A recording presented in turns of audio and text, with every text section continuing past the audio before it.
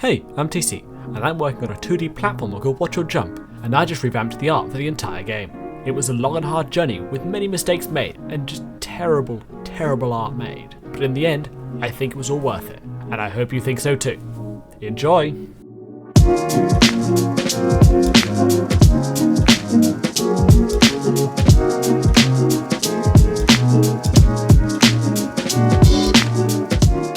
Before we get on to the art, there's a few things we need to do first in regards to the platformer movement.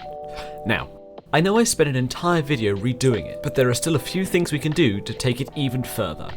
First of the changes is to the jump. I made it a little bit taller and changed it from an rb.setVelocity to an rb.addForceImpulse. This gives the whole player controller more of a springy and better feel when playing with it.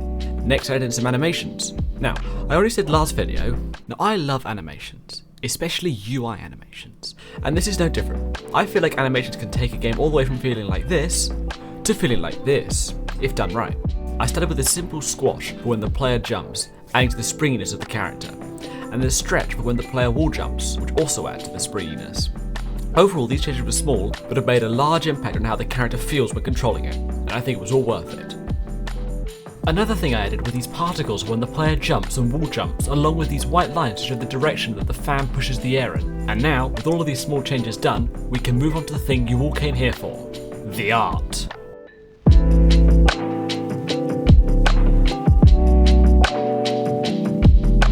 Quick disclaimer, I'm not an artist. All of the art you see here has gone through many iterations and versions before what you see today, so just bear that in mind whilst you watch.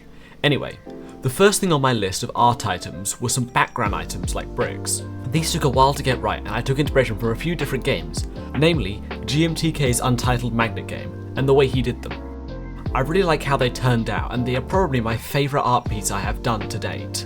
Now next on my list is background parallax.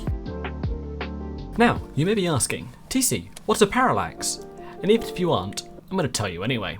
A parallax in 2D games is an attempt to recreate a phenomenon in real life called the parallax effect. This occurs because of how our eyes see things. Our eyes see in a sort of cone shape, so if you're in a car and something very close to the car goes across your vision, it takes a very short amount of time to do so, compared with an object that's very far away, which will take a longer time.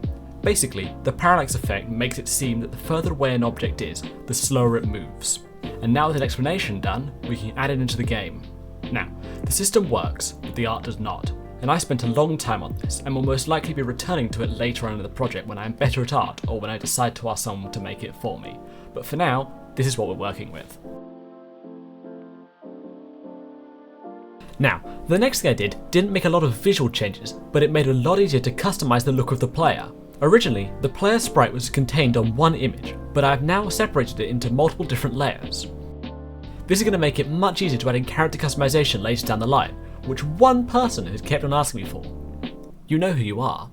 The next thing I attempted to redo was the art for the text pop-up window.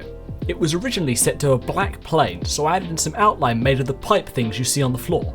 But after trying it out, I'm not too sure on it, so let me know what you think in the comments, but for now, I'm going back to the black box. On the topic of the text pop-up window, this is Tillybot. She will be your companion travelling through the yet-to-be-named facility. You will have many conversations with her as you travel through in the form of cutscenes and dialogue, where you try and figure out why you are here and what you are. So now that that's done, the last thing that was on my list was making new tile sets for different areas in the game, and to begin drafting ideas for the first cutscene. I can't show you any of these additions yet, as they are not done, and I also don't want to spoil anything, so for now you'll just have to imagine it. But with all of that done, this was my journey of attempting to add and revamp the art for Watch Your Jump. I would again like to stress that I am not an artist, so it's not perfect, but I did have a lot of fun creating it. I hope you all enjoyed watching, and I will see you in the next one. Bye!